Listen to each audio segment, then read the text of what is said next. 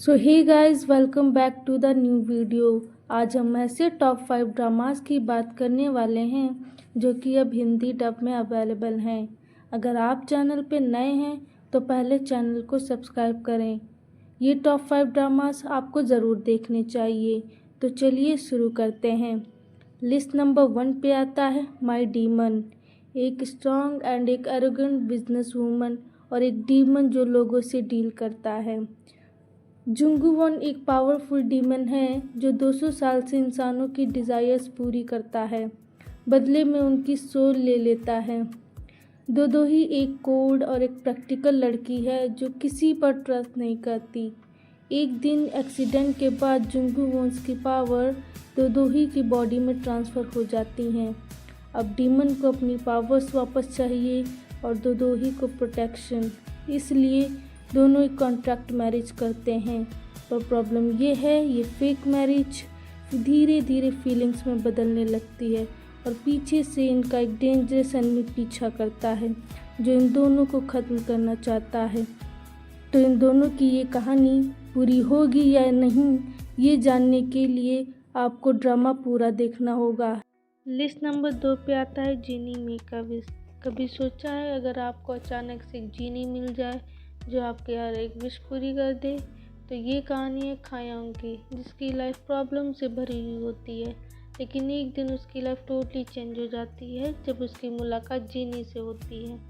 जीनी उसे कहता, मैं तुम्हारी 3 विशेस पूरी कर सकता हूँ।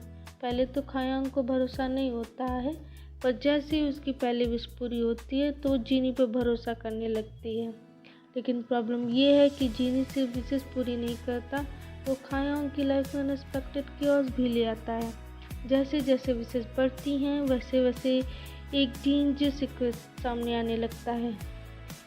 तो अब सवाल ये है, क्या खायांग की लास्ट विश क्या होगी?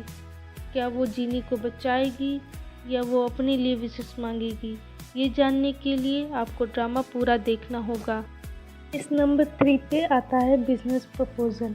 कभी सोचा है अगर आप अपनी बेस्ट फ्रेंड की जगह ब्लाइंड डेट पर चले जाओ और जिससे मिलने जा रहे हो वो निकले आपकी कंपनी का CEO? यही होता है मिस सिन्हारी के साथ। वो अपनी बेस्ट फ्रेंड को बचाने के लिए उसकी जगह पर ब्लाइंड डेट के लिए चली जाती है। लेकिन प्रॉब्लम तब शुरू होती है जब वो लड़का निकला खांग तेमू, उसकी कंपनी का CEO। लेकिन ब्लाइंड डेट पर वो उसे रिजेक्ट नहीं करता, बल्कि कॉन्ट्रैक्ट रिलेशनशिप ऑफर करता है। अब भारी डबल लाइफ जीने लगती है, ऑफिस में एम्प्लॉय और बाहर फेक गर्लफ्रेंड। धीरे धीरे ये फेक फीलिंग्स रियल बनने लगती हैं। लेकिन जिस दिन खांग तेमू को पता चलेगा कि जिस लड़की से वो प्यार कर रहा है वो उसकी एम्प्लॉय है, उसकी कंपनी के एम्प्लॉय। लिस्ट नंबर 4 पे आता है द किंग एटर्नल मोनार्क। सोचो अगर एक ऐसी दुनिया हो जहाँ 2 अलग अलग पैरेलल वर्ल्ड्स एग्जिस्ट करते हों। एक वर्ल्ड जहाँ किंग लीगॉन एक पावरफुल एम्परर है और दूसरा वर्ल्ड जहाँ जुंग तेयून एक फियरलेस पुलिस ऑफिसर होती है।